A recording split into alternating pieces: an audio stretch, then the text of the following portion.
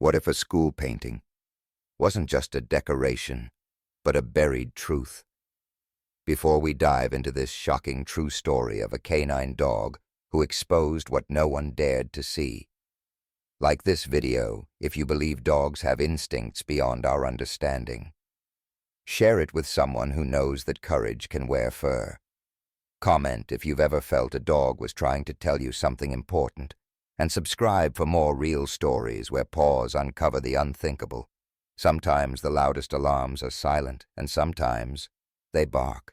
Hawthorne Elementary looked like any other small-town school. Brick walls aged by decades of storms. Classrooms lined with paper snowflakes and motivational posters, and one giant painting in the main hallway. A bright, cheerful mural of children playing under a rainbow, painted by students and staff years ago. 10-year-old Ava Morgan passed by it every day. She never gave it a second thought. No one did.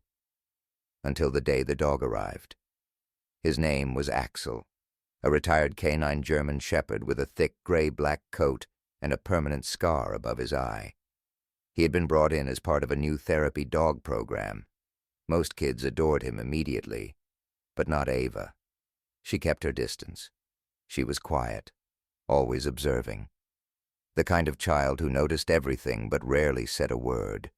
What no one realized was that Axel noticed too, and something about that painting made him growl every time they passed. Not bark, not whimper. A low, guttural warning, like he knew. Something was behind it, something no one wanted to see. It started like any other Tuesday.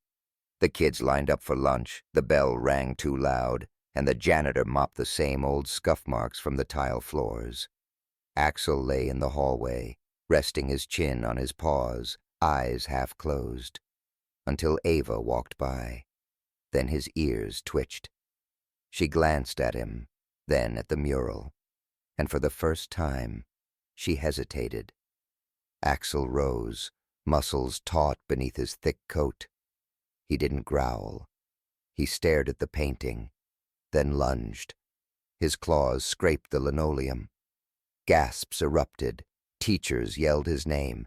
"Axel! No!" But it was too late. With a force no one expected, Axel tore at the bottom corner of the mural, ripping canvas, plaster, and paint. The hallway fell silent. Behind the torn section was something no one could have imagined.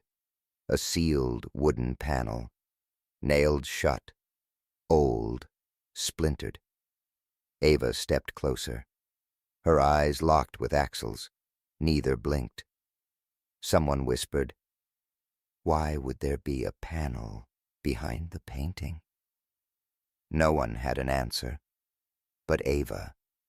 Ava knew this wasn't just a painting anymore. It was a warning. And Axel wasn't just a dog. He was trying to tell them something, something buried, something dangerous. The principal wanted answers. "Dogs don't just rip paintings off the wall," he snapped, voice tight with disbelief. Axel was leashed and tied outside the office, panting calmly like nothing had happened. Ava sat in the corner, hugging her knees. Her fingers were smudged with paint, her mind racing. The panel. Why did it feel familiar? Why did her stomach twist when she saw it? "No more canine visits," the counselor declared. "Axel's suspended." Ava's heart dropped. Outside, Axel gave a single bark. She glanced toward the window. He was staring at her again, unblinking, waiting. That night, she dreamt of the hallway. But this time, the mural was gone. In its place stood a tall door, rotting, creaking open slowly, and behind it, a whisper. "Ava, you were there." She jolted awake, her pillow damp with sweat. Moonlight spilled across her room. Downstairs her phone buzzed. A message, no number, just one photo. The painting torn open. The panel wide open now. And carved inside the wood was her name. The next morning, Ava walked through the school gates with a knot in her stomach, and the photo still burned into her memory. She wasn't sure why she did it, but instead of heading to her homeroom, she made a sharp turn down the west wing toward the art department. Room 112, Ms. Reyes. She was the only teacher who hadn't looked horrified after the mural incident. Just curious. Ava knocked. "Come in," came the quiet voice. Inside, the walls were lined with student paintings, old sketchbooks, and dusty canvases stacked in corners. At the center, Ms. Reyes stood over a large blank easel. "I thought you might come," she said without turning. Ava blinked. "You did?" Ms. Reyes faced her, eyes kind but unreadable. "Axel didn't destroy that mural, Ava. He uncovered it." She pulled open a drawer and placed something on the table. A photo, old, grainy, faded. It showed a group of students, young, happy. One of them looked eerily like Ava, and beside her stood a man with a name tag. "Mr. Vance, art teacher, disappeared 12 years ago." Ms. Reyes tapped the image. "He was last seen in this building, right before the West Wing was renovated, and that painting went up." Ava's pulse pounded. "You think something's behind that panel?" she whispered. "I know there is," Reyes said, "and Axel knows too. Canines don't just react to smells. They react to secrets." She leaned closer. "But if you're going to open that wall again, Ava, you better be ready for what you'll find." That night, Ava couldn't sleep. Axel lay beside her bed, ears twitching at every creak of the old house, his golden eyes never straying far from her. She waited until 2 a.m., when the world was quiet, when secrets could breathe. She slipped on her hoodie, grabbed her flashlight, and crept out. Axel followed without a sound. Back at the school, the West Wing loomed under the moonlight, casting long shadows over the courtyard. The broken mural was covered with a plastic sheet now, but Ava pulled it back with trembling hands. She touched the brick behind it. It was warm, soft. "Axel," she whispered, "show me." The German shepherd stepped forward, sniffed once, then dug a paw against the wall. And that's when Ava saw it. One brick, slightly off color. She pressed. Click. A soft groan echoed from the wall, and a section shifted, revealing a narrow doorway cloaked in darkness. Ava's breath hitched. "We're really doing this." Flashlight in one hand, Axel at her side, she stepped into the unknown. The hallway behind the wall was small, cramped, dusty. It led to a single room, windowless, with shelves full of files, old artwork, and something else. A trunk. She approached slowly and unlatched the lid. Inside, photos. Dozens of them. All of students. Every one of them had attended Fair Hollow Elementary. Every one of them had vanished. Ava dropped to her knees. "Oh my God." Axel let out a low growl, his fur bristling. Because behind them, someone else had entered the hidden room. Ava turned sharply, flashlight beams slicing through the gloom. Standing at the entrance of the hidden room was Mr. Delroy, the school's janitor, an old man with trembling hands, hunched shoulders, and a habit of humming to himself as he worked. But there was no humming now, only silence. "Ava," his voice cracked.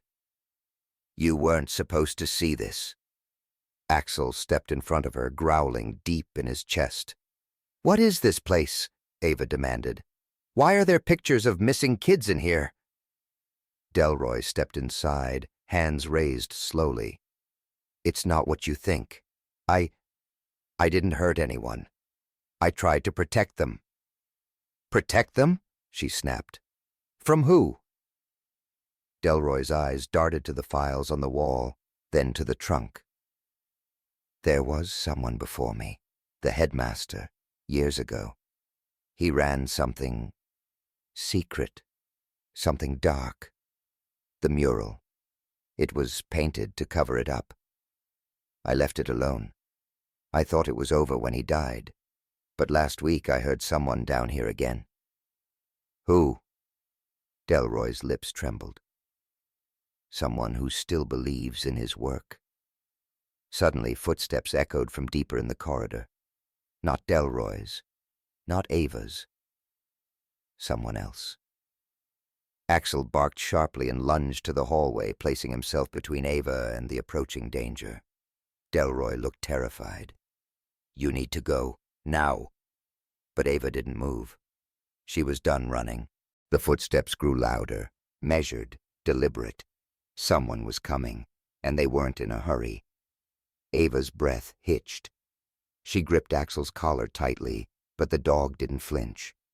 His body was coiled, every muscle taut like a drawn bowstring, eyes fixed on the dark hallway ahead. Delroy's voice dropped to a whisper. If he finds you, he won't let you leave. Ava looked up at the janitor, and for the first time saw more than a hunched man with old secrets. She saw fear. Real, bone-deep fear. He? Ava asked. Who is he? Delroy stepped closer, eyes glistening. Headmaster Langston's son. Nathaniel. He was just a boy when all this started. Grew up watching the experiments, the punishments, the removals. No one believed me when I tried to stop him. He vanished after the scandal, changed his name. But now he's back. And the room? A memorial. Or maybe a warning. I'm not sure anymore. A shadow fell across the threshold. Ava turned. A man stepped into the flickering light. Tall, lean, impeccably dressed in a black coat. His eyes, gray and cold, locked onto Ava's. You shouldn't be here, he said quietly. Axel barked, teeth bared. But Ava stood firm, heart racing. I know what you did, and I'm not leaving until someone else knows too. The man smiled. I was hoping you'd say that. The lights in the hallway buzzed once, then died. Darkness swallowed the corridor, followed by the unmistakable click of a lock sliding into place behind them. They were trapped. Axel growled low in his throat, positioning himself between Ava and the approaching figure. The man didn't flinch. He took a step closer, and then another, until his polished shoes creaked against the warped floorboards. I told them, the man said calmly, voice echoing off the stone walls. I told them these children needed structure, obedience. But they called it abuse. So they shut us down, buried our work. His smile didn't reach his eyes. And now you're here to dig it back up. Ava backed toward the mural, toward the torn canvas where the secret room had been uncovered. You tortured children, she hissed. You hid behind school walls and science grants. But this place, it remembers. The man's face changed. Not anger, something worse. Pride. They came here broken. I gave them clarity. Axel snarled, and in one lightning-fast lunge, launched himself at the man.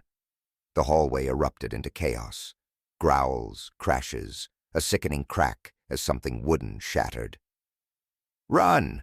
Delroy shouted from behind her. Ava turned toward the ripped mural. There, behind it, the narrow opening leading into the hollow wall. She dropped to her knees and crawled through, ignoring splinters and bruises. Behind her, the struggle raged. Then, a yelp. Axel? She cried, spinning around. The dog limped into the crawl space, blood on his side but eyes still alert. He nudged her forward with his nose. They didn't stop until they were beneath the school, the hidden tunnels Delroy had once cleaned, now thick with dust and silence. Above them, footsteps pounded. But down here, Ava had something else. A hidden recorder, still running, still capturing. She clutched it to her chest. If they made it out, this wasn't just a ghost story anymore. By morning, the school was crawling with flashing lights and murmuring voices. Police cordoned off the West Wing. News vans lined the sidewalk. And Ava? Ava stood wrapped in a blanket, her eyes hollow but unflinching as she handed the recorder to the detective. "You'll want to listen to the last 10 minutes, she said softly. Axel sat beside her, a fresh bandage around his midsection, his head resting lightly on her knee. The detective frowned as he pressed play. Silence. Then footsteps. Then a voice, calm, clinical, confessing things no court had ever heard. Torture disguised as therapy. Children reduced to case numbers. Punishments recorded, then erased. Until now. Ava watched as the detective's face turned pale. "My God," he whispered. "How long was this going on?" "Too long," Ava said. "And no one ever believed the survivors. They said it was too horrific to be real, that we were making it up."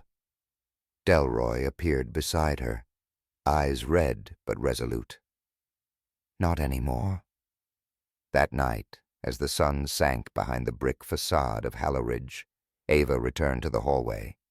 The mural had been removed, the hidden room exposed, lit only by crime scene lights. But in the far corner, beneath dust and old insulation, someone had left behind a child's drawing. Stick figures. One of them held the leash of a giant dog. Beneath it, a single word in shaky handwriting. Safe. Axel sniffed the paper gently, then laid down beside it. He understood. The ghosts were gone. But the truth had finally been heard. The days that followed felt like something out of a storm, messy, loud, and impossible to ignore. Halloridge Academy was shut down pending full investigation. Former students came forward in waves, their testimonies echoing the same pain Ava had carried alone for years. Names long buried resurfaced. Lawsuits were filed. Arrests were made. The media dubbed Ava the girl who unlocked the wall. But she hated the spotlight. Every time a headline ran, she thought of the others, those who didn't make it, those who were silenced. Delroy stood by her side through every hearing, every press statement, every long night when the memories came back stronger than sleep. And Axel? Axel became more than just a dog. He was a symbol, of instinct that couldn't be trained away, of wounds that didn't need words, of justice that had waited too long. He attended Ava's court testimonies, lying at her feet, never flinching, never blinking. His presence alone gave her the strength to speak. The mural was never repainted. Instead, the school board turned the hallway into a memorial, engraved on a plaque, to those who were unheard, to the courage of one girl, and the loyalty of a dog who refused to look away. Ava stood before her new school auditorium, her fingers lightly brushing against the edge of the microphone. She was 14 now, taller, stronger, but her voice still trembled before it soared. Behind her, a giant photo of Axel rested on an easel, his amber eyes as sharp and protective as ever. "Most people saw just a painting," she said softly, "but he saw the truth." The room was silent. Teachers, students, reporters, survivors, they all listened. "I was told to stay quiet, that no one would believe me, but someone did. He had pause." A small laugh broke the tension, and Axel, sitting by her feet in his vest, gave a low, proud bark. "They said I was broken," she continued. "But he stayed. And when someone stays, really stays, you start to believe maybe you're not broken after all." A standing ovation followed, but it wasn't the applause that mattered.